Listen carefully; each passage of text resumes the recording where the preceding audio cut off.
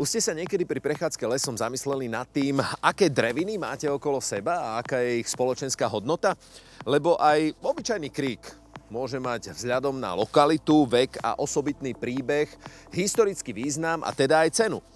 No a práve takémuto hodnoteniu drevín sa venujú na Fakulte ekológie a environmentalistiky na Technickej univerzite vo Zvolene. Prečo je dôležité vedieť, akú hodnotu a nielen finančnú majú dreviny okolo nás? Tak je to taká širšia otázka. V každom prípade si dneska už dostatočne uvedomujeme, že tá hodnota drevín, kdekoľvek sa s nimi stretávame, je rôzna pre toho človeka. Že tie dreviny nám plnia ekologické funkcie, environmentálne funkcie, produkčné. Samozrejme, pokiaľ sa pohybujeme v obciach, v mestách, tak sa dívame na tie dreviny z hľadiska, že nám zadržiavajú prach, že nám znižujú úroveň hlučnosti, že nám vytvárajú vôbec to prostredie mesta, tú estetickú hodnotu. No a samozrejme, že tak ako ste vraveli, že či už teda na prechádzke v lese, alebo v tom meste, alebo aj vo voľnej krajine, občas nachádzame dreviny, po ktorých hodnote musíme pátrať, lebo oni majú ešte aj ďalšiu hodnotu ako tú, ktorú si uvedomujeme tak samozrejme. Hej. To znamená, stretávame sa s drevinami, ktoré môžu mať za sebou nejakú históriu, ktoré sa nedostali na to miesto, kde ich stretneme len tak náhodou, ale niečo za nimi je. Buď teda nejaké iné historické využívanie krajiny, alebo nejaký príbeh, čo samozrejme v tej krajine samo o sebe vidieť nie je. Teraz sme v lesoch pri Banskej Štiavnici. Je tu niečo zaujímavé, keď sa pozrieme okolo seba? Vidíte tu niečo zaujímavé? Ja tu vidím samozrejme tieto tri obrovské stromy. Keď sa pozrieme takto dookola, vidíme vlastne všade les. Ale on tu strašne dlho ten les nebol. Sme v Banskej krajine, kde bola strašne veľká potreba dreva. To znamená, sme v podstate v krajine, ktorá bola historicky odlesnená. A to, čo vidíme okolo seba, tieto sekvojovce mamutie, ktoré teda je ťažko prehliadnúť, tak určite patria k tým sekvojovcom mamutím, ktoré sa dostali do Európy medzi prvými. A teda predstavujú vlastne najstaršie jedince, možno v rámci ďaleko širšieho priestoru, ako je len Banská Štiavnica alebo Slovensko. Tieto sekvojovce, máme taký odhad, z ktorého storočia sú? No, vieme povedať pomerne presne, aj keď presný rok nepoznáme, ale o sekvojovci mamuťom vieme, že sa na územie Európy dostáva okolo roku 1850, 1853, to sú také tie pravdepodobné roky, kedy sa tieto sekvojovce tu mohli dostať. Ale pokiaľ sa tak rozhliadneme okolo, po týchto lesoch, tak povedzme týmto smerom kúsoček, možno vzdušnou čiarou je to iba niekoľko 100 metrov. Sú ešte staršie jedince, ktoré samozrejme nie sú takto mohutné, pretože sú to iné druhy. Ale v roku 1836 sa tu začína v podstate s prvými výsadbami priamo v okolí Banskej Štiavnice. Také tie prvé výsadby, podľa toho, čo vieme, obsahovali 73 drevín rôznych, väčšinou severoamerických, alebo teda aj z rôznych častí Európy. A dneska sa z nich už veľa nezachovalo. Vy používate pri vašej práci akustický tomograf, tak nám vysvetlite, na akom princípe funguje a čo ním meriate. Akustický tomograf nám v podstate umožňuje pozrieť sa dovnútra stromu. Pracuje v zásade na princípe šírenia zvuku. Pokiaľ mám okolo stromu senzory, tak v podstate poklepaním na ktorýkoľvek senzor sa začína šíriť zvuk tým drevom. No a pokiaľ to drevo je zdravé, tuhé, pevné, tak sa šíri zvuk relatívne dobre, rýchlo.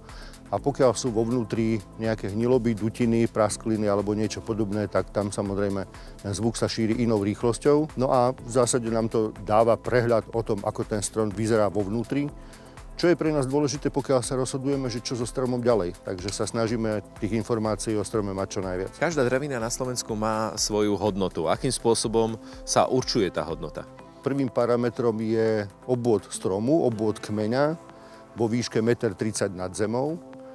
Potom ešte je dôležité, do ktorej kategórie je strom zaradený alebo drevina zaradená. Sú tri skupiny. Prvú skupinu vlastne tvoria polovždy zelené a vždy zelené. Druhou skupinou sú ihličnaté dreviny a treťou skupinou sú listnaté opadavé dreviny. Každá tá kategória má trošku inú spoločenskú hodnotu pri rovnakom obvode. Toto sú parametre pre výpočet základnej spoločenskej hodnoty. V tejto hodnote ešte pridávame tzv. Prírážkové indexy. Ďalej sa drevine venujeme. Do týchto prírážkových indexov sa zaoberáme, ako je drevina poškodená, alebo teda vstupuje do toho index poškodenia. Ďalším indexom je, o akú drevinu ide z hľadiska možného dosiahnuteľného veku. To znamená, už pokiaľ je drevina dlhoveká, alebo je zaradená medzi dlhoveké, tak už sa tá základná spoločenská hodnota násobí koeficientom, v tomto prípade 1,1. Ďalší index sa týka dreviny, teda respektíve jej premenlivosti. Môže byť použitý nejaký kultivar alebo nejaká zvláštna forma, aj previsnutá, stĺpovitá, s guľovitou korunou. Môže to byť taxon, ktorý je vzácny, napríklad geografický alebo niečím iným. Posledná taká sada koeficientom súvisí s tým, či sa strom nachádza napríklad v chránenom území, či to je chránený strom. Takže podľa toho, v akom stupni ochrany sa nachádza, tak ten koeficient zase stúpa. Máme aj nejaké historické dreviny, ktoré sú spojené s nejakým osobitným príbehom? Určite by sa našlo, napadá ma niekoľko Príbehov? notoricky známych stromov, ktoré majú príbeh. Začnime v slovenskej Ľubči, na Ľubčianskom hrade. To je lipa, ktorú podľa mňa pozná strašne veľa ľudí na Slovensku, ktorá má okolo 700 rokov, takže je taká známa. Ten príbeh hovorí, že lipa bola vysadená pri príležitosti toho, že sa na hrade podarilo vykopať studňu. Jasné. A už je príbeh na svete. Aha. Potom sa samozrejme ten príbeh nabaľuje, že aj je to lipa, pod ktorou rád sedával kráľ Matej Korvín a podľa neho dneska má aj to meno. Podobne by sme vedeli hovoriť o lipe, ktorá je v Bojniciach, ktorá teda je zrejme najmohutnejšou na Slovensku.